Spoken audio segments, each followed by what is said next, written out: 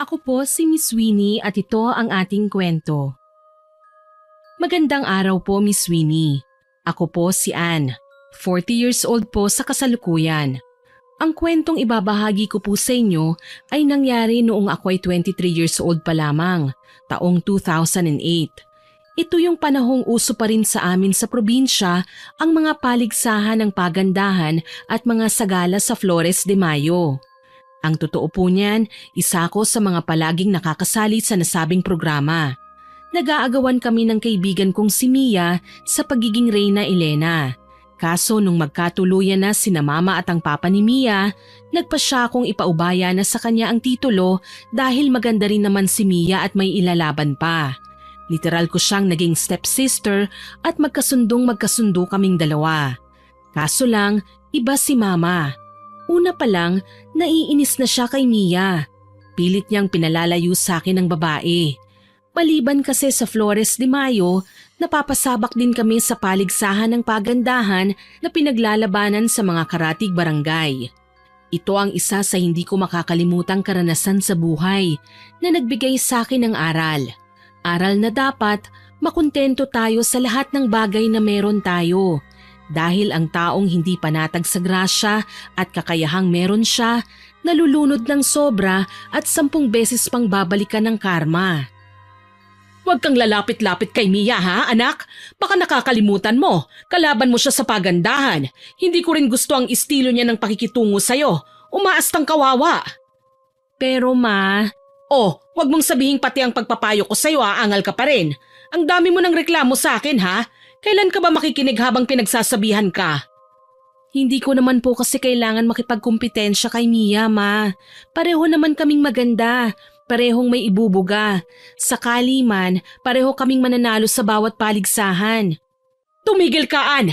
Magsikap ka! Gawin mo ang lahat para makuha ang gusto mo. Huwag kang magpapasinda kay Mia. Anak lang siya ngayon ng bago kong asawa. Ma, sobrang bait po ni Mia. Hindi ko siya magagawang pagsupladahan. Kahit na, ipakita mo ang tapang na itinuro ko sa'yo noon. Hindi ko po talaga maintindihan ang mga gustong mangyari ni Mama. Palagi siyang aligaga. Tingin niya sa mga tao sa paligid niya, walang gagawing mabuti laban sa kanya. Kung minsan nakakasawa na. Ang gusto ko lang naman po, magkaroon ng matinong pamilya, masayang buhay, maayos na kinabukasan. Hindi ko lang masabi kay Mama na nakakapagod din ang palaging nakikipagpaligsahan. Sakali man, pareho naman kami ni Mia na makikinabang sa lahat ng tagumpay na makakamit ng bawat isa. Dating magkaibigan sina Mama at ang papa ni Mia. Nagkamabutihan hanggang sa magpasya ng bumuo ng panibagong pamilya. Masaya kami ni Mia. Pareho kaming nag-iisang anak at ang magkaroon ng nakababatang kapatid ay dream come true para sa akin.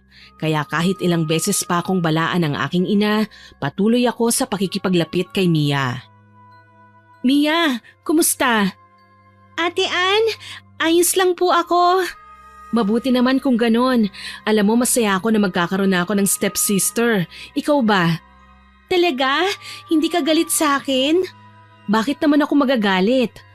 Sa dami ng mga naririnig kong nanay at tatay na nagkakatuluyan, may kani-kanilang mga anak. Karamihan kasi hindi naman nagkakaintindihan. Yung hindi tanggap ang pag-aasawa, ganon. Hay nako, wag mo na akong alalahanin at hindi naman ganon kababaw ang utak ko para makiuso sa mga ganyang bagay. Sa palabas lang nangyayari ang ganyan. Tsaka hindi pa naman tayo mga artista, no? Kaya asahan mong mahal na mahal ko kayo ng papa mo.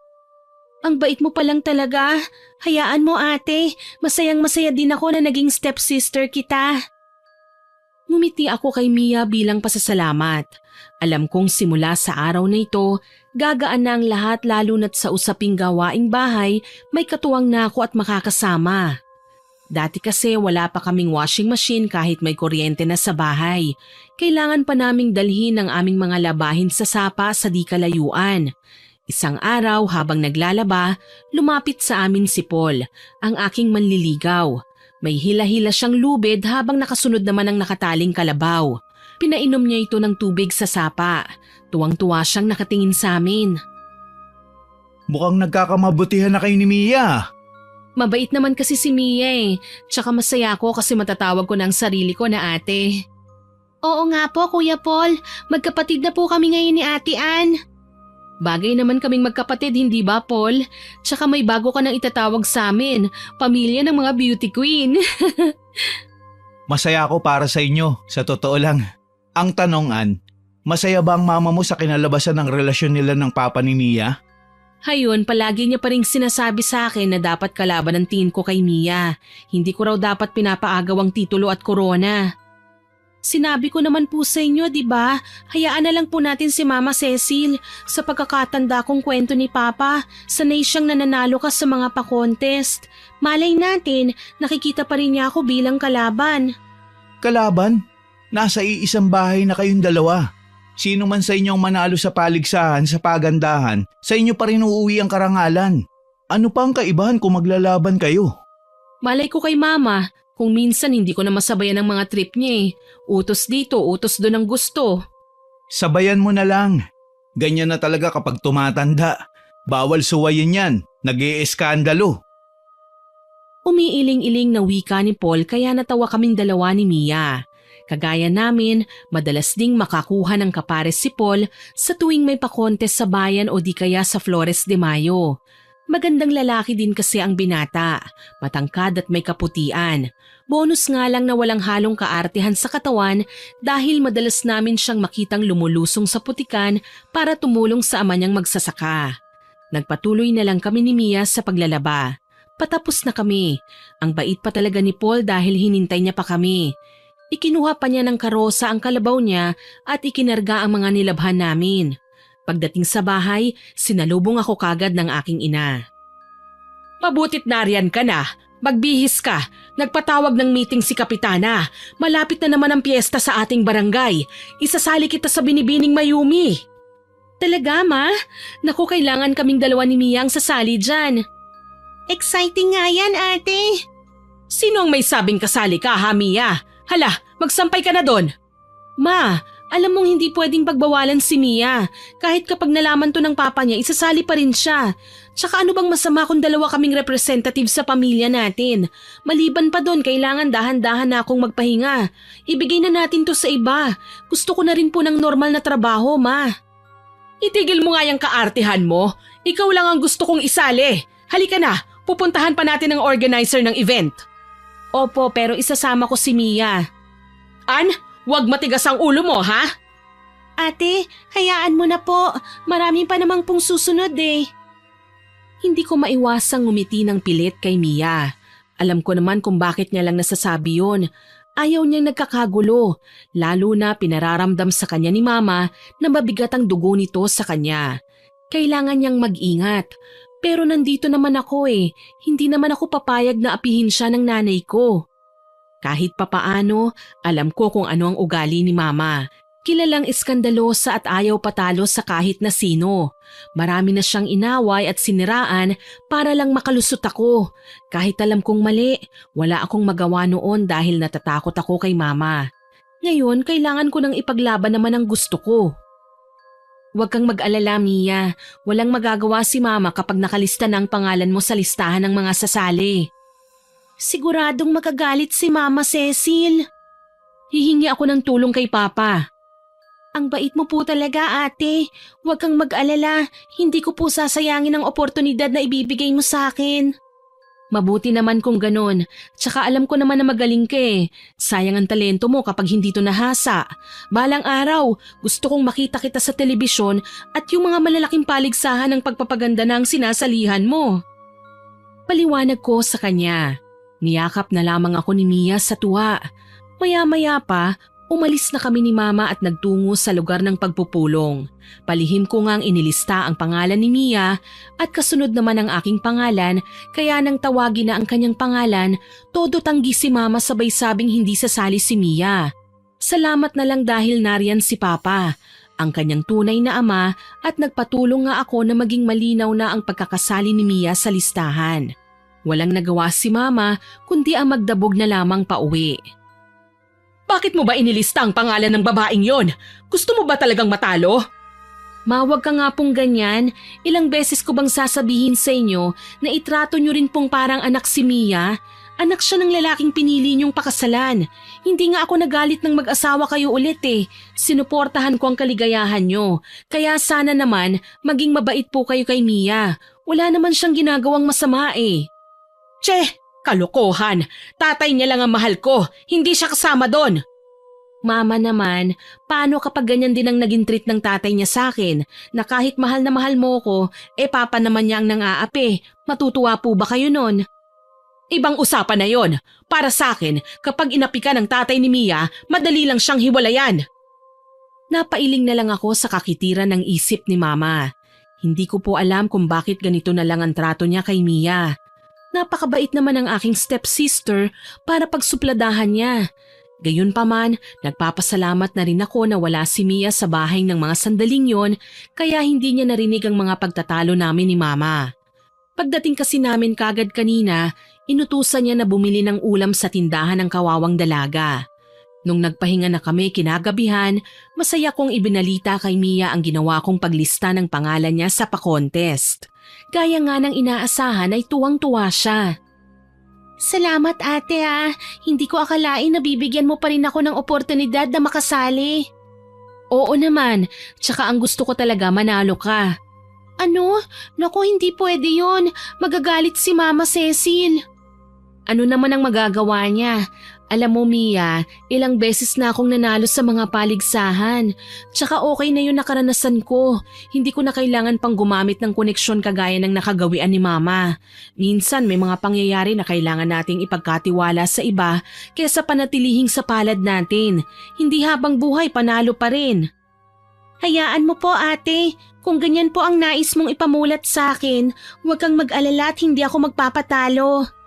Maraming salamat kung ganon. Basta palagi mong tatandaan, ano man ang gawin at gustuhin mo, nakasuporta ako palagi sa'yo ha? Maraming salamat po ate. Wala yon. Baka nakakalimutan mo hindi usong magdrama. Mabilis na lumipas ang maraming araw. Naging abala kami sa training at paghahanap ng mga isusuot naming gown. Mabuti na lang, suportado din kami ng papa ni Mia. Siya ang gumastos sa mga damit namin at iba pang mahalagang accessories sa bawat batch ng damit na kailangan naming isuot. May kanya-kanya kaming taste sa gown pero kung titignan naman ng iba, maganda pa rin at elegante. Ikatlong araw makalipas ang pagbili ng damit ay ang mismong koronasyon. Walang pagsidla ng galak ng aming mga magulang nang isa-isa kaming rumampas sa entablado, suot ang aming mga piniling damit. Higit sa lahat, hindi ko maiwasang kiligin habang proud akong pinagmamasdan ni Paul sa di kalayuan kasama ang mga magulang niya. Ito pa talaga ang isa sa hindi ko nasasabi kay Mama. Kung bakit halos ayaw ko nang sumali sa pagandahan. May bumihag na kasi sa puso ko at makukontento na ako kung siya lang ang pag-aalayan ko nito. Matagal na kaming nagkakagustuhan ni Paul. Hindi ko lang masabi kay Mama dahil una pa lang, mapili na siya sa mga lalaking nakikipaglapit sa akin. Oo, pumapayag naman siya na maging kapareha ko si Paul sa tuwing Flores de Mayo pero hindi ibig sabihin nun ay malaya na akong makikipagrelasyon sa kanya. Nagkataong magkatabi kami ng pwesto ni Mia sa entablado kaya kinikilig niyang ibinulong sa akin si Paul. Ate, si Kuya Paul oh! Kanina pa nga siya nanonood eh. Hindi tuloy ako komportable. Hindi ko alam kung ayos lang bang itsura ko o kung may dumi ba ako sa mukha ko. Sus, si ate talaga. Ang ganda-ganda mo kaya. Lalo na ngayon ang ganda ng suot mong gown. Maganda rin naman ang gown mo ah. Mahinang bulong ko sa kanya. Alam kong tensyonado si Mia dahil itatanghal na ang mananalo para sa gabing yon. Wala naman akong pakialam kung matalo man ako. Ang mahalaga sa akin, ito na ang maging huling rampa ko at magfo-focus na ako sa paghahanap ng matinong trabaho. Maliban kasi sa pagiging isang kontesera, ginusto ko ring maging isang teacher at kahit mabagal ang usad ay nakapag-aral naman ako. Ngayon gusto ko nang ituloy ito ng walang hintuan. 2 taon na lang kasi at magtatapos na sana ako. Natuon ang atensyon naming lahat nang i-anunsyo na ng host kung sino ang 3 mag-uuwi ng titulo ngayong gabi. May isang pinangalanan para sa second runner-up, ako naman sa first at si Mia ang tinanghal na binibining Mayumi ng aming barangay. Marami pa rin ang tuwang-tuwa dahil hindi kami sumablay sa talent portion, question and answer at iba pa. Masaya na rin ako sa nakuha ko dahil ito naman talaga ang plano ko dati pa eh. Kaso lang iba ang naging reaksyon ni Mama at natikman ko ang galit niya pagkababa ko pa lang ng stage. Bakit nagpatalo ka? Ma, hindi naman po ako talo eh. First runner-up po ako. Wala akong pakialam kahit una ka pa sa first. Ang sabi ko, bakit hindi ikaw ang binibining Mayumi? Ma, ano naman ang magagawa natin? Mga judges po ang may hawak ng resulta. Kasi nga, hindi mo ginalingan. Ma naman, wag po dito, maraming tao, nakakahiya. Mama, wag po kayong malungkot. Panalo pa rin naman po tayo eh. Nasa akin naman po ang corona. Che! Wag mo nga akong tatawaging mama, hindi kita anak. Akala mo hindi ko alam kung ano ang ginagawa mo? Binibilog mo ang ulo ng anak ko para ikaw ang papapanalunin niya. Hindi totoo yan, Ma. Wag na wag mong pagagalitan si Mia. Wala naman siyang kasalanan eh. Anong wala? Wag mo ko nililitoan. Alam ko naman na inuungutan ka ng babaeng yan na papanalunin siya. Palibhasa, palaging bokya at hindi naman talaga magaling. Walang ibang alam kundi ang magpaawa. Halos matunaw ako sa labis na kahihiyan dahil sa pagiging maingay ni Mama. Alam kong hindi siya titigil hanggat hindi niya nakukuha ang gusto niya, kaya kabastusan man na matatawag, iniwan namin siya ni Mia. Napansin naman kami ni Paul na nasa di kalayuan. Siguro po napansin niyang kakaiba ang kilos namin ng aking stepsister, kaya nagmamadali niya kaming hinabol. Anong problema? Uuwi na ba kayo? Ano nangyari sa mama mo? Bakit parang nag-aaway kayo? Nagalit siya, Paul. Ano? Paanong nagalit? Hindi ba nakuha mo naman ang first place? Ayun na nga, hindi siya makontento. Ewan ko ba kung bakit pinipilit pa rin niyang masungkit ko ang corona. Gayong pwede namang maging masaya na lang siya kung anong natanggap namin. Ipinahiyapan niya talaga kami sa harapan ng maraming tao. Bakit kasi hindi mo na lang ipaintindi sa kanya na may mga bagay talaga na hindi masayang abutin? Kasi may iba ka ng pangarap. Yung pagiging teacher mo na gusto mo, para din yun sa kinabukasan mo. Hindi ka magugutom sa mahabang panahon dahil may matatanggap kang sahod. Ewan ko ba kay Mama kung bakit obsessed siya dyan sa kasikatan ng isang kandidata? Wala namang saysay yan dahil magkakapera lang naman kung mananalo. Kapag walang panalo, malaking nga. Ate, hayaan na lang muna natin si Mama. Baka nabigla lang din siya. Alam mo na po, kahit sino naman talaga na umaasa, masasaktan talaga. Pagpapalamig naman ni Mia sa nagsisimula ko ng uminit na ulo. Ito lang talaga ang isa sa nakamamangha sa anak ng stepfather ko. Masyado siyang mabait, ni hindi siya marunong mga tuwiran para sa sarili niya. Wala siyang ibang iniisip kundi ang sasabihin ng iba. Paano na to? Sakali man na wala ako sa paligid, siguradong aapihin din siya. Sa huli, sabay kaming tatlo na umuwi. Inihatid na kami ni Paul dahil magkakalapit lang naman ang aming mga bahay. Pinakiusapan ko na rin ang lalaki na wag na munang pupunta doon at baka mapagdisketahan naman siya ni Mama. Kagaya nga ng inaasahan, nakaabang ang aking ina sa may pinto pagdating namin sa bahay. Masamang-masama ang tingin niya kay Mia. Si Mia naman nanatiling nakatago sa aking likuran. Hindi niya magawang magsalita. Kilala niya ang nanay ko kapag nagagalit, nananabunot at nagwawala. Mabuti at dumating na kayong dalawa. Ano na naman po ba, Ma? Dito na naman ba tayo mag-aaway? May gusto lang akong linawin sa'yo, Ann. Hindi porke nag-iisa kitang anak, pinasusunod na kita sa layaw. May batas akong ginawa sa bahay na ito na kailangan sundin mo. Hindi pwedeng basta ka nalang susuway dahil naiinip ka lang o ano. Pwede ba, Ma? Tama na? Nagsasawa na po kasi ako sa ingay ng boses nyo eh. Palagi nyo na lang akong pinagsasabihan. Ano ba talaga ang tingin nyo sa akin? Mama, tama na po! Sigaw ni Mia, sabay sinalo niya ang sampal na dapat sana ay sa akin tatama. Hindi makapaniwalang nagpalipat-lipat ang tingin ko sa kanilang dalawa. Galit ako kay Mama sa ginawa niya. Talagang balak pa niya akong saktan. At mas nagagalit ako dahil sinalo ito ni Mia para sa akin. Kita mo na, Ma, pati si Mia na nananahimik na damay mo na. Ganyan na ba talaga kabulag ang pananaw nyo sa mga pangarap? Wala na kayong pakialam kahit sino ang masaktan? Makuha nyo lang ang gusto nyo? Oo, kahit ano pa ang sabihin mo, wala akong pakialam. At ikaw naman, Mia, halika nga rito. Oras na para harapin mo ang galit ko. Napasigaw kami ng hilahin na lang basta ni Mama ang buhok ni Mia. Mabilis na nasira ang pagkakaayos nun. Natanggal ang iilang palamuti at nawasak ang korona.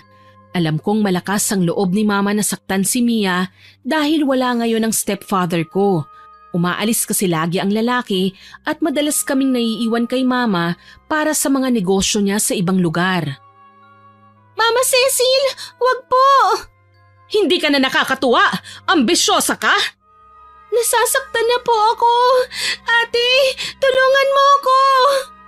Ma, ano ba? Bakit ka pumapatol sa mga anak mo? Bitiwan mo siya. Hindi ikaw ang mag-uutos sa akin, Ann. Wag na wag mo akong pipigilan. Sumusobra ka na. Madrasta lang kita. Wala kang karapatang saktan ako. At sumasagot ka na sa akin ngayon, ha? Napasigaw ako nang makita si Mama na talagang binanatan si Mia. Wala namang nagawa ang kawawang babae kundi ang umiyak habang pilit na dinedepensahan ang sarili. Kaagad naman akong umawat. Tama na, Ma! Itigil mo na po yan! Matapang ka na, Ann, ha? Sinusuway mo na ako? Ano sa tingin mo ang dapat maramdaman ko, ha? Wala na po kasi sa tama ang ginagawa niyo, Ma. Ang liit na bagay lang nito pero pinalalaki niyo. At saka ano bang inaayaw niyo kay Mia? Anak niyo na rin siya mula ngayon. Wala akong anak na maarte! Singhal sa akin ni Mama. Dala ng labis kong inis, hindi ko na magawa pang harapin si Mama. Hinila ko si Mia at lumabas kami ng bahay. Narinig ko pang tinawag kami ni Mama pero nagbingi-bingihan ako. Sa bahay nila Paul kami nagpunta. Nagulat ang lalaki nang makitang magulo ang mga buhok namin at may mangilan-ngilan na kalmot sa katawan. Binigyan niya kami ng gamot kaya nilinis ko ang mga sugat namin sa katawan. Anong nangyari sa inyo, Ann? Si Mama sinaktan niya si Mia. Mas lalo niyang pinapakita na hindi niya siya gusto. Bakit naman ganun? Ay nako, ang mabuti pa, dito na lang muna kayo. Baka mainit lang talaga ang ulo ng mama mo, Ann. Hayaan mo na muna. Hayaan? Minamanipula niya na kami, Paul. Bakit ba napakahirap sa kanyang tanggapin na gusto ko lang naman mag-aral? Gusto kong makapagtapos at makahanap ng maayos na trabaho. Anong makukuha ko sa pagrampa-rampa? Para lang yan sa minsan. Ako naman po ay gusto ko talagang maging beauty queen. Matagal ko ng pangarap ito, ate. Kahit nung hindi pa kinakasal ang mga magulang natin. Hindi ko lang po maintindihan kung bakit parang ang taas ng pangarap ni Mama Cecil at nahihirapan siyang abutin yun. Ako nang humihingi ng tawad sa ginawa ng mama ko sa'yo, ha? Sana habaan mo pang pasensya mo sa kanya. Alam mo naman kapag matatanda na mahirap talagang kausap. Okay lang po, ate. Naiintindihan ko. Ang sa akin lang po, paano tayo uuwi sa bahay? Siguradong hahanapin tayo ni Papa. Uuwi din naman tayo doon Magpapalipas lang muna tayo ng init ng sitwasyon. Paliwanag ko kay Mia. Mabuti na lang, pumayag sa suggestion ko ang dalaga. Sa bahay na muna kami nila Paul mamamahinga hanggang sa sumapit ang kinaumagahan. Halika na, Mia. Sa tingin ko wala na ngayon si Mama sa bahay. Marahil nasa shop na siya ngayon at nagtatrabaho. Pumuslit na tayo bago pa dumating si Papa. Masusunod, ate. Paano mo ipapaliwanag ang pagkasira ng korona? Sasabihin ko na lang po na hindi ko sinasadyang matapakan. Alam naman po natin na hindi matanong si Papa Basta sa tingin niya ayos lang tayo at komportable, hindi na siya mangungulit pa. Sa bagay, basta kahit anong mangyari, wag na wag kang hihiwalay sa akin, ha? Opo, ate. Pangako. Lumipas ang buong araw na hindi namin nakita si Mama. Naisip ko, baka nasa trabaho siya ngayon at doon na lang ibinunto ng nadarama niyang inis sa amin. Bali si Mama po, may dati na siyang shop bago pa man siya ikasal sa tatay ni Mia. Dito namin hinuhugot ang lahat ng kinabubuhay namin. Hindi kagaya nila Mia na talagang may pera na noon pa man. Kaso lang, ang sitwasyon namin nila Mama ay hindi tungkol sa agawan ng kayamanan. Mas lamang ang pagnanais niyang sumikat, maging kilala sa lipunan sa paraang gusto niya. Naging alerto kagad kami ng kinahapunan. Magkasamang umuwi sina Mama at ang aking stepfather. Ang totoo niyan, medyo natigilan kami nang mapansing panakaw niya kaming pinagmamasdan. Hindi ko po alam kung ano nga ba ang pinaplano ni Mama, lalo na at sinaktan niya kami kahapon. Pero nang magpaalam si Papa at sinabing magpapahinga na muna sa kwarto, lumapit naman sa amin si Mama. Ann, Iha? Bakit po, Ma? Sasaktan niyo na naman po ba si Mia? Pasensya na po, pero ako na ang magiging kalaban po ninyo. Teka, wala naman akong sinabing sasaktan ko si Mia eh. Ginawa niyo na nga po kahapon, hindi ba? Ang dami niyang sugat kahapon, Ma. Lahat ng yun dahil sa inggit niyo sa corona na hindi naman napasakin. Kaya nga, narito ako para humingi ng pasensya. Hindi ko naman ginustong magwala kahapon eh. Siyempre, asang-asa ko na ikaw ang mag-uuwi ng corona. Pero masaya pa rin ako kahit papano dahil si Mia naman ang nanalo para doon. Talaga po, Mama? Masaya po kayo? Oo, masaya ako. Pagpasensyahan mo na lang ako kahapon, ha? Kalimutan na po natin yun. Hindi naman po ako nagtatanim ng sama ng loob eh. Kaya wag niyo pong isipin na hanggang ngayon galit pa rin po ako. Madali naman po akong makalimot eh. Mabuti naman kung ganon. Wala akong masabi sa biglaang pagbabago ng pakikitungo ni Mama kay Mia. Para kasing naging mabait siya ngayon at sa totoo lang, hindi ko maiwasang magtaka. Hindi ko maiwasang itanong sa aking sarili kung ano na naman ba ang binabalak ni Mama. Baka biglaan na lang ang atake niya o pamamahiya dahil hindi naman siya ganito.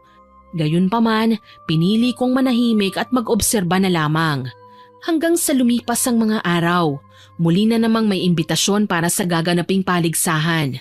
Nagulat ako dahil hindi na ako inaapuran ni Mama na sumali. Sa halip, siya pa ang naghimok sa akin na sabihin kay Mia na sumali. Ipinaalam ko naman kagad sa babae. Kagaya ko, hindi rin siya makapaniwala. Gusto ni Mama na sumali ka raw sa beauty pageant. Ito na ang pagkakataon mo, Mia. Baka nakita na ni Mama ng tuluyan ang potensyal mo. Kailangan mong ipakita sa kanya ang mga kakayahan mo. Talaga, ate? Gusto ni Mama na sumali ako? Oo raw, kaya ano pang hinihintay mo? Huwag mo kaming bibiguin ha. Ako naman igigiit ko sa kanyang kagustuhan kong ipagpatuloy ng aking pag-aaral. Naku ate, sigurado yan. Kita mo naman po, diba? Pumayag na siyang sumali ako sa pageant. Ibig sabihin yan, papayag na rin siya na ipagpatuloy mo ang pagiging teacher. Tuloy-tuloy na talaga ang mga pangarap natin. Sana nga, Mia. Sana wala nang hahadlang. Naging maayos naman ang pakikitungo ni Mama kay Mia pagkalipas ng mga araw. Nagpapakita naman siya ng suporta kahit hindi gaanong halata. May mga panahon lang nakakaiba ang kinikilos ni Mama. Madalas ay lutang siya, malalim ang iniisip at palaging umaalis. Wala naman akong nagawa kundi ang sundan siya sa kung saan niya balak na magpunta. Isang araw, nakita ko si Mama sa harapan ng bahay ng aking ninang. Sa pagkakaalam ko, pinakaiiwasan si Ninang sa aming nayon dahil sa reputasyon nitong mambabarang. Sa katunayan, marami na siyang nasaktan. Mga kadalasang kaaway niya at mga taong nagkasala sa kanya. Gayunpaman, ni minsan ay hindi ko pa nakita si Ninang na tinanggihan lahat ng gusto ni Mama. Kagaya ngayon, saksi kaming dalawa ni Paul nang manggaling si Mama sa loob ng bahay ni Ninang. Pakanta-kanta at mukhang masaya. Kapag ganitong kailangan ni Mama ng serbisyo ni Ninang, alam kong may ipapabarang siya. Pero Diyos ko, sino naman? Sana wag nang gumawa si Mama ng mga bagay na ikapapahamak naming lahat. Sa tingin mo ba, sino ang kaaway ng Mama mo? Wala, kaya nga ako kinakabahan eh. Baka lang kung ano ang iniisip gawin ni Mama. Natatakot ako na sa kakahingi niya ng mga bagay kay Ninang, kami naman ang magkasakit. Hindi naman umeepekto ang barang sa taong hindi naman talaga binabarang eh. Sana nagkamali lang ako ng hinala. Ayokong magkasala sa iba si Mama, Paul. Hindi kakayanin ng konsensya ko. Malay natin, dinalaw lang niya talaga ang ninang mo. Ang lalim naman kasi ng iniisip mo eh. Nagtataka lang kasi ko, Paul. Hindi naman ganyan si Mama eh. Nakakapanibago lang. Lagi ka naman bago ng bago dyan sa nanay mo. Alam naman natin ang ugali niya. Huwag na lang tayong magpakampante. Wika ng lalaki kaya hindi na lang ako nagsalita. Huli kong natatandaan, may bitbit siyang ipit sa buhok nang lumabas siya sa bahay ni Ninang. Hindi ko rin napansin na ang ipit na yon ang ipapagamit niya kay Mia na nasa kasagsagan ng pagrampa para sa pageant. Siya kasi ang umasikaso at umalalay kay Mia habang ako naman busy sa eskwelahan. Nagulat na lang ako nang pagkatapos ng koronasyon, pagod na umuwi ng bahay si Mia kasunod si Mama. Anong nangyari sa'yo, Mia? Para po kasi akong nahihilo. Baka naman simpleng hilo lang yan. Hindi po, Mama eh. Pero wag niyo na po itong pansinin. Mawawala din naman ito kagad. Kailangan ko lang pong magpahinga. Sa bagay. O paano? Congratulations ha? Para sa inyo rin po ang tagumpay ko, Mama. Sa inyo ni Ate Ann. Nakakatuwa naman, Mia. Nasungkit mo pa talaga ang corona. Sabi ko naman po sa'yo, ate, gagawin ko ang lahat. Manalo lang tayo eh. O paano po, magpapahinga na po muna ako. Sobrang sama lang po talaga ng pakiramdam ko. Sige, gigisingin na lang kita mamaya kapag nakapagluto na ako, ha? Sige po, ate. Maraming salamat po. Nang makapasok na si Mia sa kwarto, sinundan ko naman ang tingin si Mama na noon ay masayang naupo sa sala. Sisipol-sipol siyang pinagmasdan ng koronang dala ni Mia, sinusukat sa sarili at maya-maya ay ngingiti sa harapan ng salamin. Hindi ko maiwasang magtaka kung para saan ba ang kaligayahan ni Mama. Sa pagkapanalo ba ni Mia o dahil sa kanya ibinigay ni Mia ang korona kahit alam naman naming kinulang ang aking ina sa suporta sa kanya. Sa dami ng aking mga napansin, pinili ko na lamang manahimik. Umaasang baka nagkamali lang ako ng hinala. Pagkatapos kong magluto ng aming kakainin, pumasok ako sa aming kwarto para gisingin si Mia. Alam kong pagod siya, pero pwede niya namang balikan ang pagtulog mamaya pagkatapos niyang kumain. Nadatnan ko siyang nakadapa sa kama, kaya kaagad ko siyang niyugyog. Dito ko napagtantong umuungol si Mia sa sakit. Mia? Gumising ka, Mia. Bakit ka ba umuungol? Ate, masakit na ang ulo ko. Baka naman napagod ka lang ng husto sa pageant. Halika, ikain mo na muna yan nang makainom ka ng gamot. Ate, parang mabibiyak na po kasi ang ulo ko eh. Ganun ba? Teka lang, tatawagin ko si Mama. Nagmadali akong bumaba para puntahan si Mama sa sala. Nadatnan ko pa siya na sinasalansan ng mga gamit ni Mia sa isang eco bag. Niligpit ko na lang ang mga ito at hindi na yata nabalikan ni Mia. Masakit po ang ulo ni Mia, Ma. Ano po bang ipapainom ko? Ako na lang ang magpapainom. Nagbilad kasi sa araw kaninang batang yan eh. Baka yun ang dahilan kung bakit sumasakit ang ulo niya. Sige po, Ma. Susunod na lang po ako at magdadala ako doon ng pagkain. Mabuti pa nga. Naging abala ako sa paghahanda ng pagkain ni Mia sa kusina. Hindi naman masela ng babae dahil kahit tuyo lang ang ulam ay kumakain naman siya. Yun nga lang, habang papalapit ako sa kwarto ay naririnig ko na naman ang ungol niya. Tila ba nahihirapan. Binilisan ko ang mga hakbang at nagmamadali sa pagpasok sa loob. Naabutan ko si Mia sa kama, nagpapagulong-gulong sa sakit ng kanyang ulo habang si Mama naman nakatayo lang sa isang tabi habang hindi malaman ang gagawin. Ma, anong ginagawa niyo dyan? Bakit hindi niyo siya tulungan? An, mabuti at dumating ka.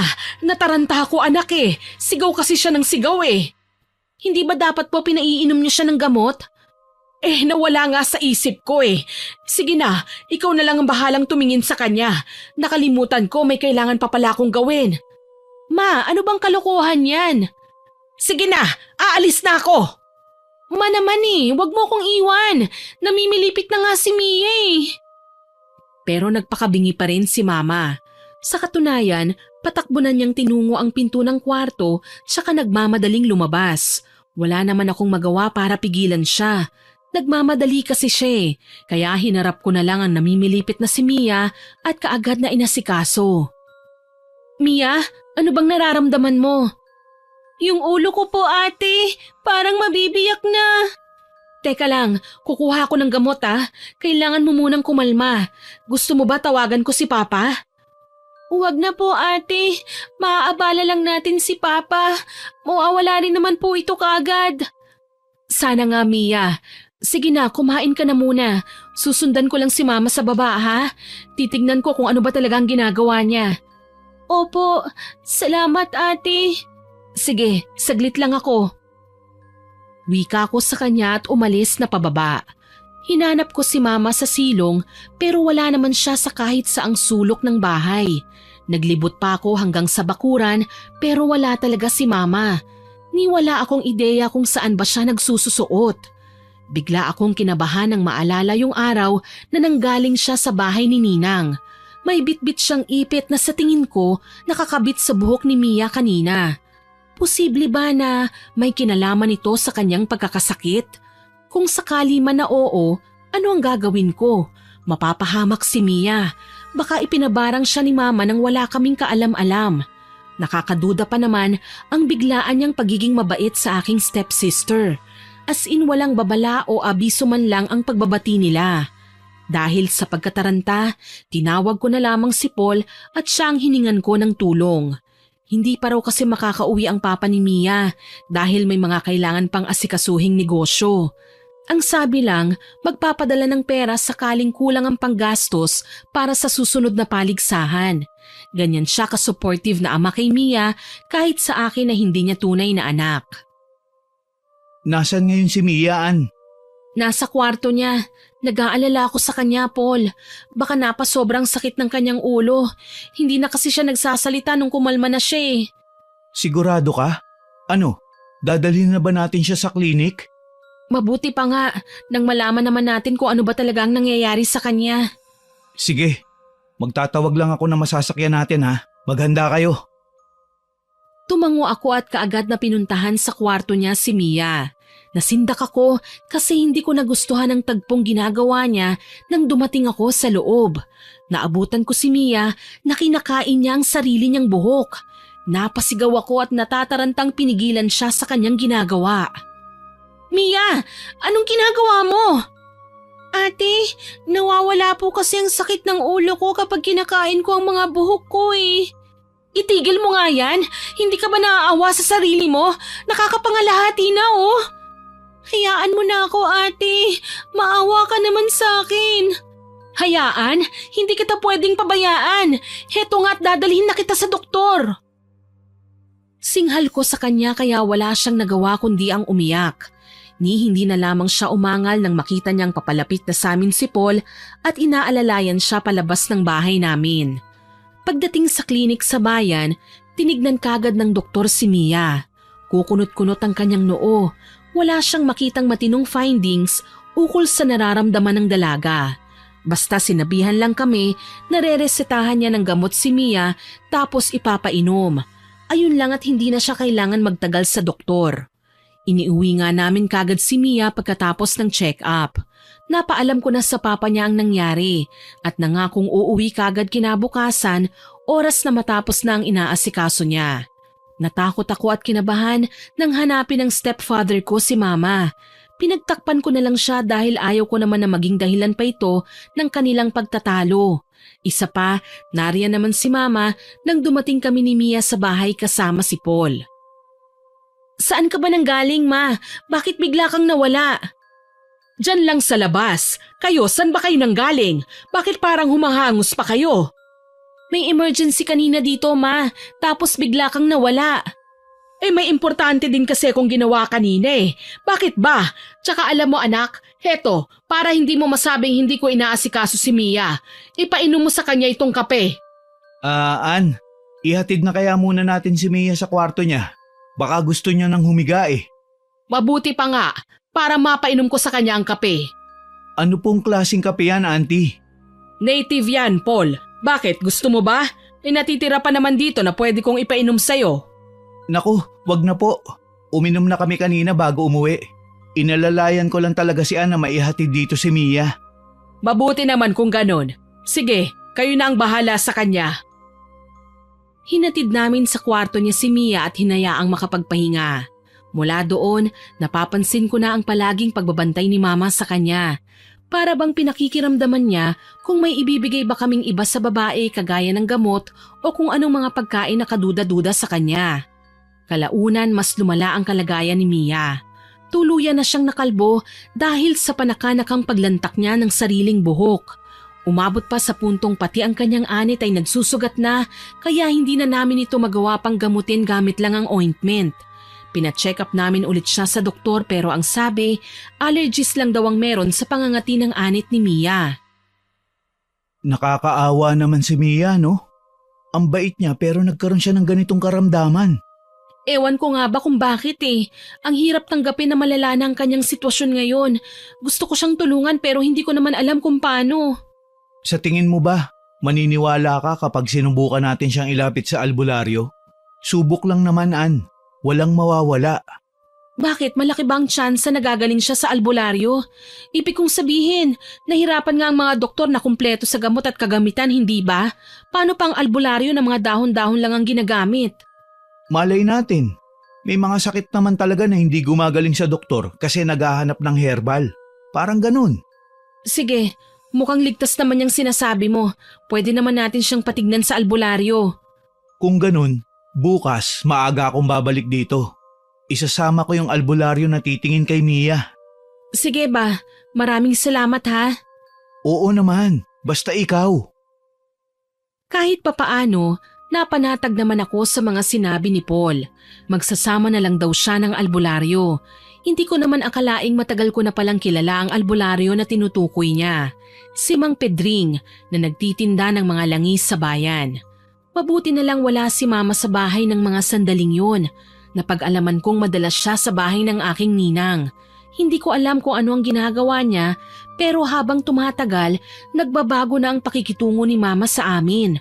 Madalas siyang tahimik at nagiging weirdo. Umaabot pa sa puntong hindi ko na nga siya nakakasama. Basta nakikita ko na lang si Mama na palaging may handog para kay Mia. Kung ano-ano lang naman, mga gamit, ipit, minsan pagkain. Sa bawat pagtanggap ni Mia ng mga bagay na yon, mas lalong lumalala ang kalagayan ng babae. Mas nahihirapan na siyang gumalaw at makipag-usap. Namamaga ang kanyang balat, nagkakaroon ng pantal at halos malusaw na ang bawat kuko. Gulat na gulat nga si Mang Pedring nang makita niya si Mia. Isa itong malalang kaso ng pambabarang. Barang? Oo, isang masamang mambabarang ang may kagagawa ng pagkakasakit niya. Kita mo na, Ann, hindi lahat ng karamdaman pwede sa ospital at mga doktor. Ang mabuti pa, Iha, ihanda mo na muna ang planggana at tubig na may asin. Sige po, ihahanda ko po. Wika ko sa matanda, tsaka iniwan na muna sila Paul na nakaabang kay Mia. Halos hirap na sa paghinga ang aking stepsister kaya ganun na lang ang pag-aalala namin. Binilisan ko na lang ang paghahatid ng plangganang may lamang tubig at naabutan pa ang matanda na umuusal nang hindi ko maintindihan na lengguwahe. Anong ginagawa niya, Paul? Nagsasagawa siya ng orasyon, Ann. Ito ang una niyang ginagawa para sa pagtatawas. Naiintindihan ko. Ang pagtatawas ang isa sa detalyadong paraan para malaman natin ang tunay na nangyayari kay Mia. Makikita natin sa mabubuong imahe mula sa tinunaw na kandila ang eksaktong ginagawa sa kanya ng mambabarang. Nakakamangha naman pala yan. Sisimulan ko na ang ritual. Huwag na kayong maingay. Tumango naman ako kagad at pinagmasdan ang ginagawa ng matanda. Nakita ko siyang naging abala na ng mga sumunod na sandali. Nagdasal siya at umusal ng mga lengguwaheng tanging siya lang ang may kayang umusal. Sinasabayan ito ng pagpapausok ng insenso. Tapos may kinuha siyang kung anong langis sa kanyang bag at ipinahid sa noo ni Mia. Bahagyang umungol ang dalaga kaya naman napaatras ako. Todo dasal pa ako na sana maging okay na ang lahat, na sana malaman na namin ang totoo. Kanina ko pa napapansing balisa ka. Maupo ka na kaya? Ayos lang naman ako, huwag mo kong alalahanin. Sige na, para naman ma-relax ka. Wala naman mangyayaring masama dyan eh. Sigurado ka ba? Oo naman, ako pa ba? Uupo na nga sana ako sa naroong bangko nang mahagip ng aking tingin ang pagdaan ni Mama sa tapat ng kwarto ni Mia. Parang hangin lang, mabilis at tahimik pero alam ko na si Mama ang nakita ko. Tuloy, tumayo ako at sinundan siya sa ibaba. Nakita ko si Mama na pumasok sa isang bakanting kwarto. Napakunot noo ako. Ano kaya ang ginagawa niya doon, gayon ang silid naman nila Papa ay nasa kabilang bahagi malapit sa kusina. Humakbang ako para sundan siya sa kwarto. Kaso lang, nang ipihit ko ang seradura, napagtanto kong nakalak pala yun. Ano bang tinatago dito ni Mama? Bakit kailangan niyang ilak ang pinto na parang natatakot siyang makita ko o kung ano man ang meron dito? Ann, Diyos ko naman, Paul! Bakit ka ba nang gugulat? kanina pa kita hinahanap, Mia. Ano bang ginagawa mo dyan? Para kasing nakita ko si Mama eh. Susubukan ko lang sana siyang kausapin para malaman niyang nagpapasok ako ng albularyo dito sa bahay. Kaso lang mukhang deadman naman sa kanya. Parang okay lang naman. Hayaan mo na. Halika na. Pati si Mang Pedring, gusto kang kausapin. Sige. Wala akong nagawa kundi ang bumalik na lamang sa kwarto ni Mia. Nadatnan ko siyang nakaupo habang may ipinaliliwanag sa kanya ang matandang albularyo. Ano pong nangyari? Hindi ko alam kung ikatutuwa mo ba o hindi ang mga sasabihin ko. Pero hindi ko direktang magagamot si Mia. Pero bakit po, Mang Pedring? May problema po ba? Malaking malaki ang problema, Ann. Ang nanay mo kasi ang maaapektuhan. Oras na isagawa ko ang rebuelta. Sa kanya tatama ang barang dahil siya ang naghangad nito sa kinakapatid mo. Ano? Iniangat ni Mang Pedring ang tinunaw na kandila. Nabuo nga doon ang isang imahe at yun ay imahe ng aking ina. Hindi ko tuloy malaman kung ano ang gagawin. Kabado ko, balisa at hindi mapakali. Alam kong oras na ipagawa ko kay Mang Pedring ang rebuelta, mama ko ang magdurusa. Kailangan ko siyang kausapin.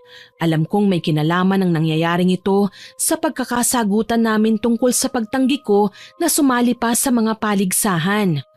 Pansamantala na lamang na binigyan ng orasyon ni Mang Pedring si Mia para wag na munang makaramdam ng hindi maganda sa gabi. Alam kong hindi magugustuhan ni Mama ang gagawin ko pero kailangan ko siyang kumprontahin. Kaya naman kinausap ko kagad siya nang makorner ko siya papasok sa kusina. Ma, mag-usap nga tayo. Bakit? Ma, ano po bang problema niyo? Matagal na po kitang hindi nakakausap. Bakit mo pagugustuhin kausapin ang kagaya ko? Hindi naman mahalaga ang boses ko para sa'yo, hindi ba? Tingin niyo naman sa akin ay masama. Tingin niyo sa akin walang ginawang mabuti. Ako na ang sakim at matigas ang ulo. Ma, gusto ko lang naman pong ipaintindi sa inyo na may mga bagay lang po talagang hindi na namin nagugustuhang gawin. Malaki na po kasi ko, Ma, at habang tumatagal, nagkakaroon na ng pangarap. Para mo na ring sinabi na hindi mo magagawang sundin ang gusto ko, na hindi mo ako kinikilalang ina mo. Saan ba nanggagaling yan, Ma? Alam niyo po bang may kinalaman kayo sa pagkakasakit ni Mia? Kayo po ang may kagagawan kung bakit siya nasa kalunos-lunos na kalagayan ngayon. Sinamaan ako ng tingin ni Mama. Aniya, wala raw akong karapatang magsalita ng hindi maganda laban sa kanya dahil wala akong alam. Ma, bawiin mo ang binigay mong sakit kay Mia. Hayaan mo siyang gumaling. Hindi siya pwedeng lumala pa. Nagkasakit siya dahil sa pagiging gahaman niya sa kasikatan. Pasalamat ka nga, yan lang ang inabot niya eh. Hindi na siya dumaan sa pagkakaroon ng mga insektong naglalabasan sa iba't ibang parte ng kanyang muka, na hindi na siya nagsusuka ng uod o kung ano-anong maruruming likido. Hindi ko po alam kung bakit kinailangan yung gawin sa kanya to, Ma. Naaawa ako kay Mia. Naging mabuti siyang anak sa inyo, kahit hindi naman talaga siya galing sa inyo. Wala akong pakialam. Basta isa lang ang malinaw sa akin. Nagmana siya sa nanay niya na dati talagang napaka-ambisyosa. Natigilan ako bigla sa sinabi ni Mama. Ngayon ko lang siya narinig na nagbanggit ng tungkol sa mama ni Mia.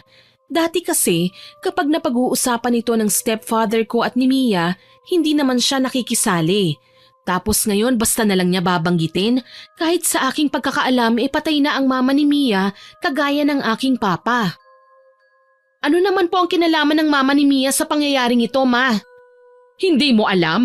Sumasali din ako sa mga pagandahan dati, pero naagawan ako ng korona ng nanay ni Mia, kaya nga galit na galit ako sa kanya. Ano?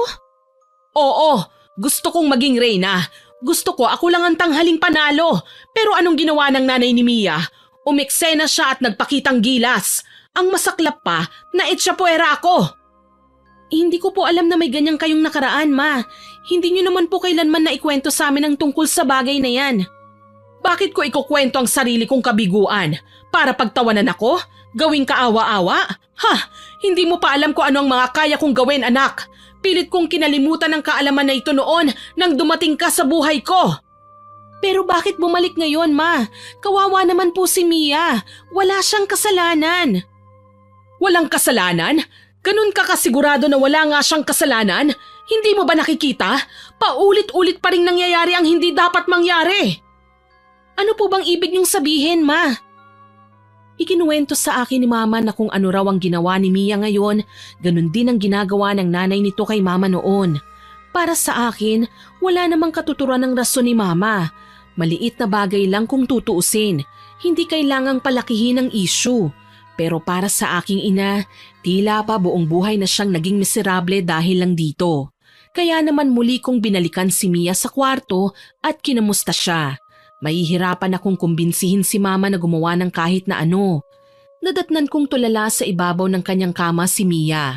Hilam sa luha ang kanyang mga mata. Batid kong nahihirapan ngayon ang aking stepsister. Nakikita ko naman sa itsura niya ngayon ang kalunos-lunos niyang kalagayan. Awang-awa ako na lumapit sa kanya.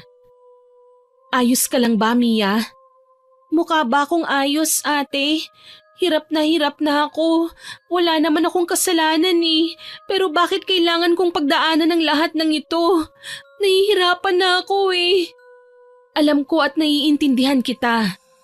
Hindi ate, kahit kailan hindi ko maiintindihan ang nanay mo kung bakit kailangan niya akong ipabarang hanggang sa maging miserable ako. Bakit ka sa akin nagagalit? Ginagawa ko naman ang lahat na pwede kong gawin, hindi ba? Nagsikap naman ako. Kulang pa ang pagsisikap na yan, ate. Hindi pa sapat. Ano ba kasi ang gusto mo? Ibalik mo sa nanay mo ang sakit na ito na binigay niya sa akin. Ayoko nito. Ayoko. At nagwala na nga ng tuluyan si Mia. Kahit hirap siya sa paggalaw, hindi ko maipaliwanag kung paano niya nagawang hablutin lahat ng gamit na nasa malapit sa kanya. Hinayaan itong nagkalat sa sahig. Napapaatras na lamang ako sa gulat. Simula nang magkakilala kami ni Mia, hindi ko siya nakitang nagalit. Ngayon lang, at gigil na gigil pa. Kaya alam kong matindi nga ang ginawa ni Mama sa kanya. Dahil lumikha ng ingay ang kanyang pagwawala, lumapit sa amin si Mama. Nakataas ang kilay habang nakatingin ng masama kay Mia. Anong ingay na naman ba ito? An, patahimikin mo yung kasama mo kung ayaw niyang masaktan ko siya, ha? Bakit hindi mo diretsyong sabihin sa akin, mahal kong madrasta? Total umaasta ka namang matapang eh. Anong sabi mo? Sabi ko, umaasta kang matapang, wala ka namang binatbat. Nanlisik ang mga mata ni Mama. Tipong tingin pa lang ay nagbabadya na ng pag-atake. Hindi ko tuloy alam kung paano ba pipigilan ng dalawa sakali mang mag-away sila. Mas malakas pa naman si Mama dahil nakatayo siya at walang sakit. Samantalang si Mia nakaratay sa kama. Gusto mo talaga na magkagulo tayo, ano? Alam mo naman na matagal na akong nagtitimpi sa'yo. Lumabas din ang masama mong ugali. Palibhasa hindi mo kasi kontrolado ang anak mo. Sinusuway ka niya dahil nasasakal siya sa kakamando mo. Mia, tama na. Totoo naman ang gusto niya sundin mo ang lahat ng gusto niya. Hindi naman niya iniisip ang kapakanan mo, ate. Ginagamit ka lang ng sarili mong ina. Talagang gusto mong magkagulo tayo? Singhal ni Mama at agarang sinugod si Mia. Napasigaw ang dalaga nang hilahin siya ni Mama kaya nahulog siya sa kama. Kitang-kita ko nang ilang beses siyang kinalmot at sinampal. Wala akong nagawa kundi ang makiawat sa kanila noon lalo na't nagsusugat na si Mia. Naihina nga siya sa labis na sakit na kanyang nadarama. Maawa ka naman, Ma. Itigil niyo na po ito. Anong ititigil? Kagustuhan niya yan. Mamatay na siya. Total wala naman siyang kwenta. Ikaw ang walang kwentang ina. Kinokontrol mo lang ang anak mo. Tinrato mo si Ate Ana parang laruan. Wala kang karapatang sabihin sa akin ang bagay na yan. Kaya wag mo kong sisisihin kung mas lalala pa ang kalagayan mo nang dahil sa kagagahan mo. Nagwawalang wika ni Mama. Wala akong nagawa kundi ang umiyak ng tahimik. Umalis si Mama sa kwarto ni Mia kasabay ang taimtim kong pagtangis. Hindi ko alam kung bakit nagkagulo na ang lahat. Ang gusto lang naman namin ay magkaroon ng maayos at masayang pamilya. Pero sa nangyayari ngayon, Mukhang hindi na kami maaayos pa. Hindi ko alam kung sino ang may kasalanan. Ako ba sa pagsuway ko, si Mia dahil sa pangarap niya, o si Mama dahil pilit niyang inaabot ang pangarap niyang hindi ko alam kung matutupad pa ba.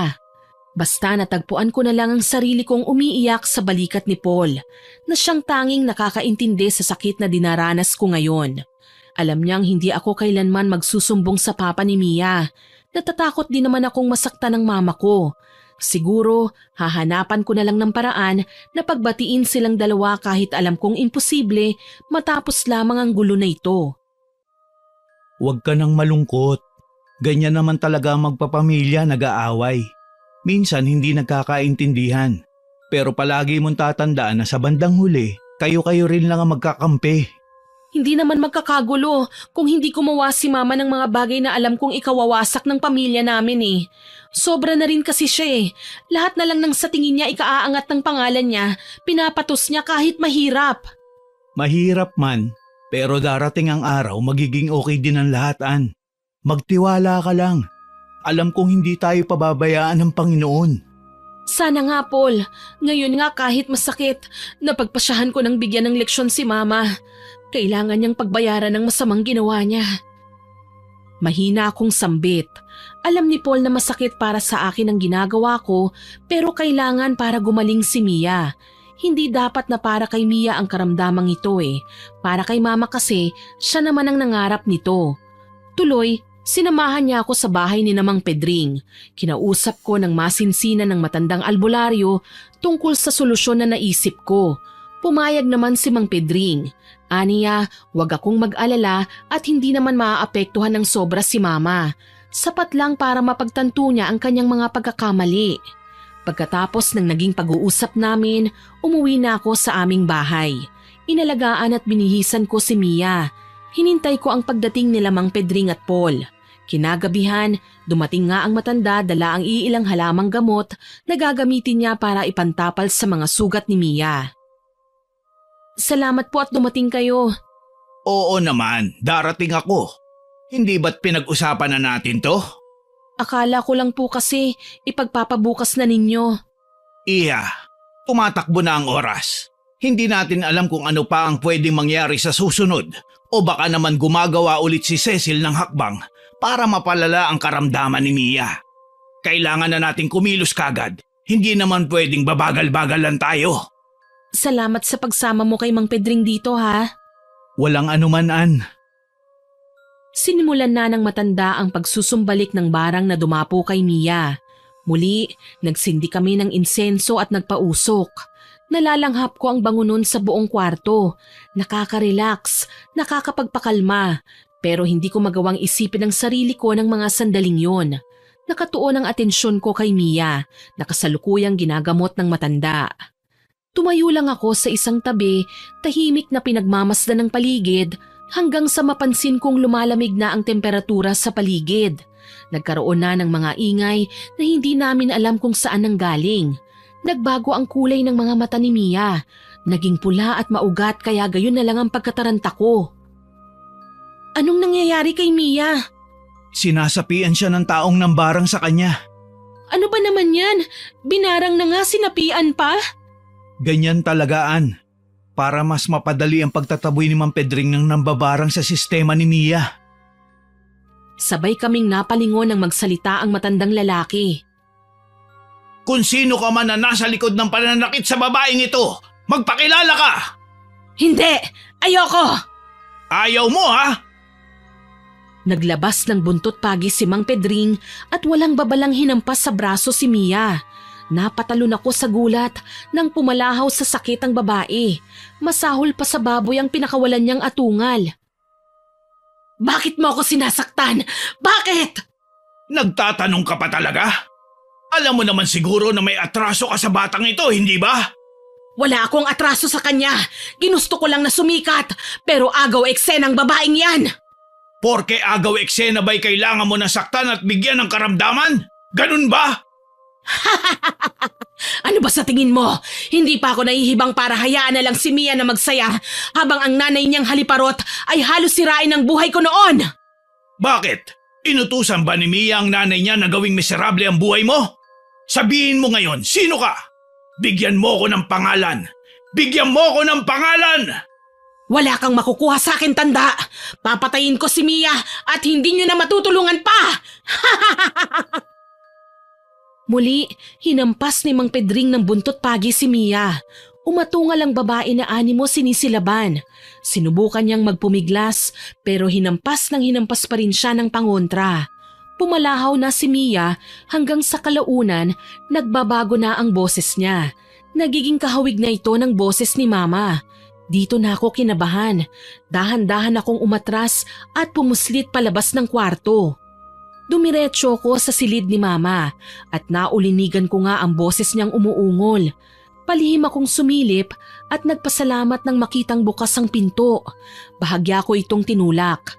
Gulat, takot at pangingilabot ang aking nararamdaman nang makita ko si Mama na pagulong-gulong sa sahig. Animo sinasapian din habang sumisigaw.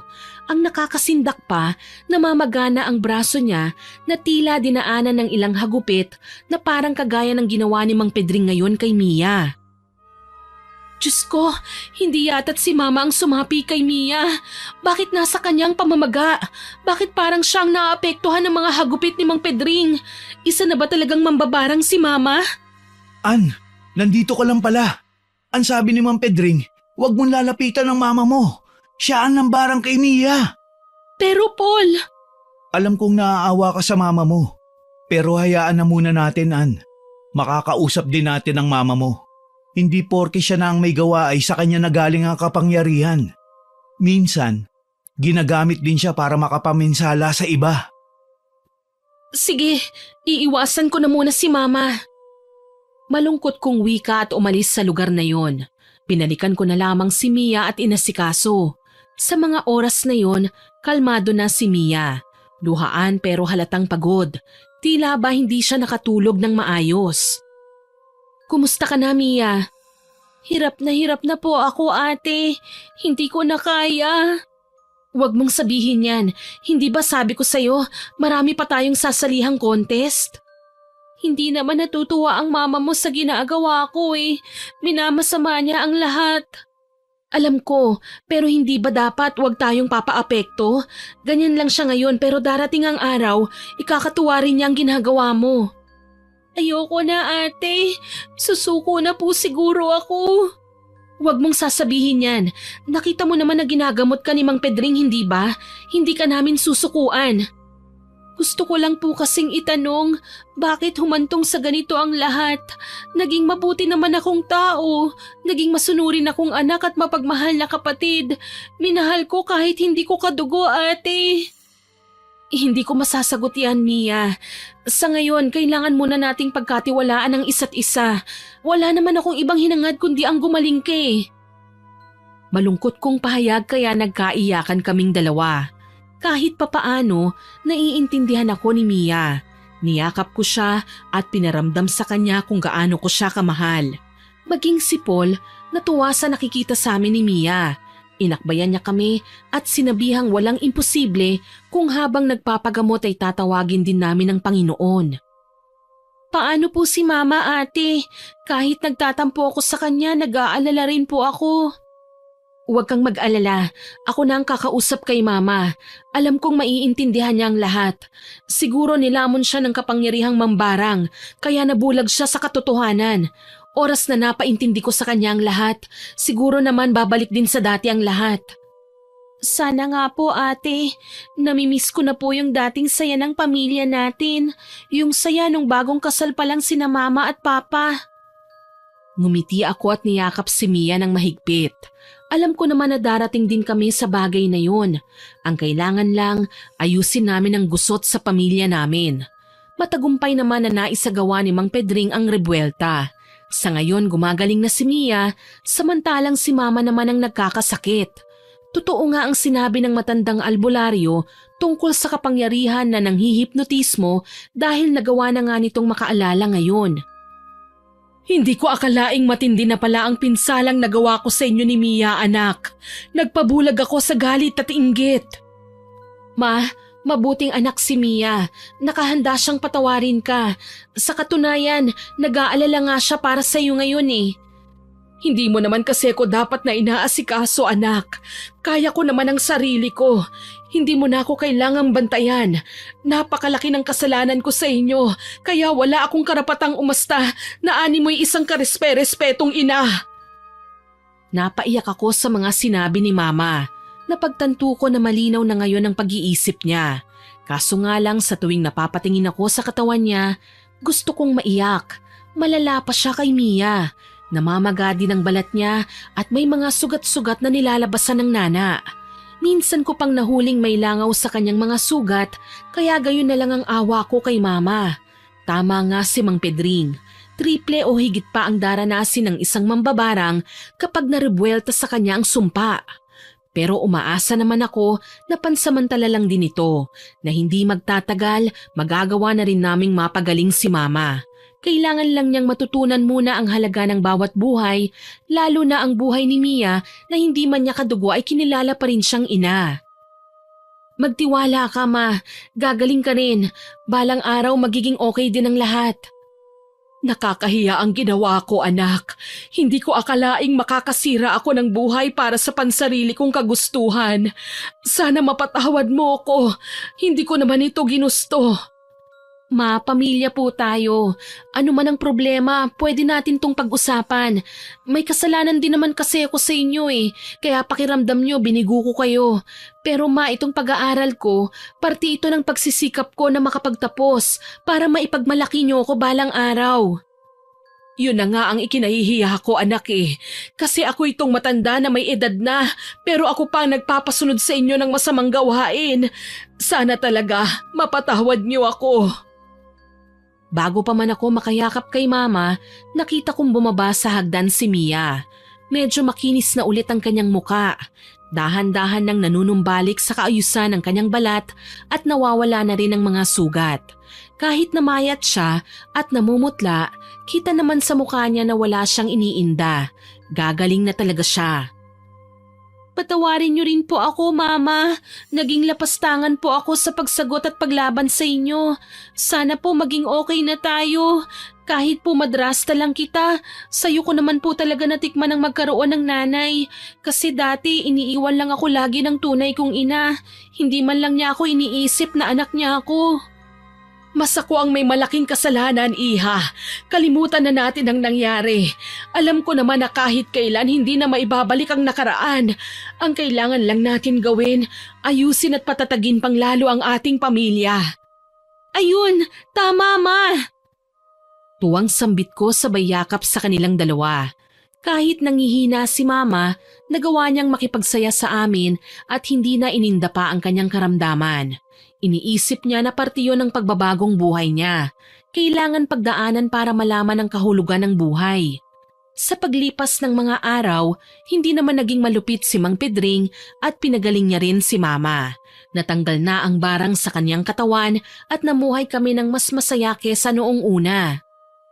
Salamat sa Panginoon at malapit na akong makapagtapos. Proud na proud kami sa'yo, ate. Oo nga, anak. Pagbutihan mo. In demand ngayon ng English teacher, alam mo ba? Opo, tapos malaki ang sweldo. Siguradong magagamit ko ang kaalaman ko sa eskwelahan kapag nakapagtrabaho na ako. Ikaw naman, Mia, ano bang gusto mo maliban sa pagrampa? Dati na pong sinabi ni Papa na mag-interior designer po ako. Gusto ko rin naman po yun, kaya sa susunod na pasukan, magpapa-enroll na po ako. Mabuti yan, para naman pagtuunan niyo ang edukasyon. Ay, ako naman ay aayusin ko ang aking shop at hindi na ako nakakapagtrabaho. Medyo matagal na. Mama, pwede ko po bang pondohan ang shop niyo para mas mapaganda pa namin? Tapos lalagyan po natin ng maraming produkto. Nakakahiya naman yun, Mia. Huwag po kayong mahiya, okay? Ayos na po yun. Wika pa niya kaya tuwang-tuwa na lang din ako. Kahit papaano naging maayos naman ang hanap buhay namin. Hanggang ngayon, bumabiyahe pa rin ang papa ni Mia sa iba't ibang lugar para sa negosyo pero maayos naman ang relasyon nila ng aking mama. Sa katunayan, kauuwi lang ni Papa last week para sa birthday ng aming mama. Pareho kaming naging matagumpay ni Mia sa larangan na aming pinili. May mga maayos na rin kaming trabaho. May sarili na akong pamilya, kami ni Paul, pero ayaw pa rin nila kaming bumukod. Dadalawa lang daw kami, rason ni Mama, kaya bakit pa raw kami lalayo? Kapag nagsipag-asawa kayo, maiiwan na lang akong mag-isa dito sa bahay. Mas masakit yun sa parte ko dahil araw-araw ko kayong mamimiss. Narinig mo yon ate, kaya dito lang talaga tayo, bawal lumayo. Malulungkot si Mama. Oo naman tsaka hindi naman ako ang tipo ng taong lumalayo kagad kapag may magaganda nang nangyayari sa buhay. Mas masaya pa rin naman mag-celebrate kasama ang pamilya. Tama ka ate, kapag nagmamahala ng pamilya, hindi uubra ang inggit at paninira ng iba. O kahit ang barang pa, hindi tayo tatablan. Okay na rin sa akin ang setup na ganito kasi alam kong may magbabantay ng anak ko. Sa ngayon, nasa 20 anyos na rin ang panganay ko habang ang bunso ko naman ay nasa 13 anyos. Si Mang Pedring naman, regular pa ring dumadalaw sa amin. Matanda na si Mama, pero hindi na namin siya nakitaan ng gawaing hindi maganda kagaya ng ginawa niya noong kabataan pa lang namin. Marahil napagtanto na niya ang lahat, na minsan ang inggit, ikawawasak talaga ng pamilya at walang ibang mahalaga kundi ang pagmamahalan at respeto sa isa't isa. Hanggang dito na lamang po. More power po sa inyong channel at God bless. Sana po ay nagustuhan niyo ang aking ibinahaging kwento. Pero bago ko po tapusin ito, hindi makukumpleto ito nang walang shoutout sa masusugid nating listeners. Shoutout po kina Ansky at Ate Marites Padilla na lagi pong nakikinig sa atin, kay Kizia Vlog at kay Haru Girl 16, kay Ma'am Sherlyn Joseco, kay Ma'am Emily Ignacio from Antique, kay Aldrin Ojoan Pionelo, kay Ma'am Mila Bugais na nag-comment sa Silosang Kaklase Upload. Ang sabi po niya dapat nagsasabi ng maaga sa mga taong concerned para maiwasan ang problema. Mahilig kasing maglihim.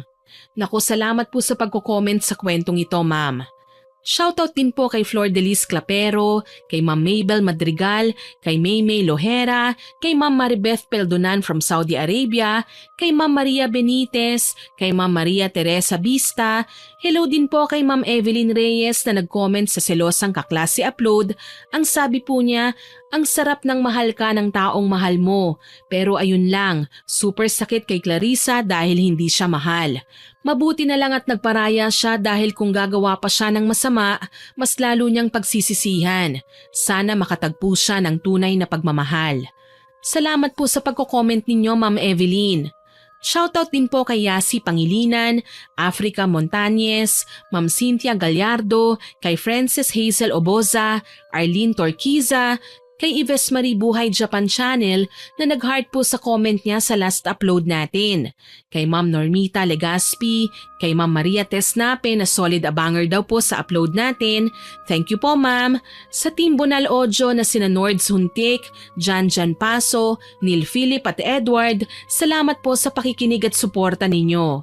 Kay Ma'am Gemstone Claro, Lotlot Soberano, kay Ma'am Shirley G. Castro at sa asawa niya at dalawang anak na sina Hans at Kyle, kay Ma'am Sharon Dueñas, hello din po sa Galedo family, sa Barakiel family, kay Ma'am Judy Ann Makaiba, kay Alejandra Rose na silent listener po natin, kay Ma'am May Arizumi, kay Jehovah Jeric, kay Javen De La San, kay Ricky Cuebillas. Shoutout din po kay Mamiliana Nalugon, kay Ian Ramirez at kina Jillian at Bambam, hello po sa inyo, kay J. Mark Fragata, kay Sora Curimantani at kinalita Dorico, Catherine Alipio, kay Angelo at Amor Alipio, kay Juliet Paday, kay Lilibeth Lopez, hello din po sa Happy Farmers Vlog, kay Akimi Kimi, kay John De La Cruz from Hong Kong, kay Raquel Lerio, Ma'am Sinaida Deza, at kina Isagani Sumampong, James Andrew, James Brian at Joy Ann. Salamat po sa inyong lahat na nag-comment at nakinig. Abangan niyo po sana ang mga susunod ko pang upload at huwag kalimutang mag-subscribe, like, share and comment sa story natin. Para rin po updated kayo sa mga latest upload natin, pindutin niyo lamang po ang notification bell para alam po ninyong may bagong upload tayo. Muli, ako po si Miss Winnie na nagpapasalamat sa inyong suporta at pakikinig.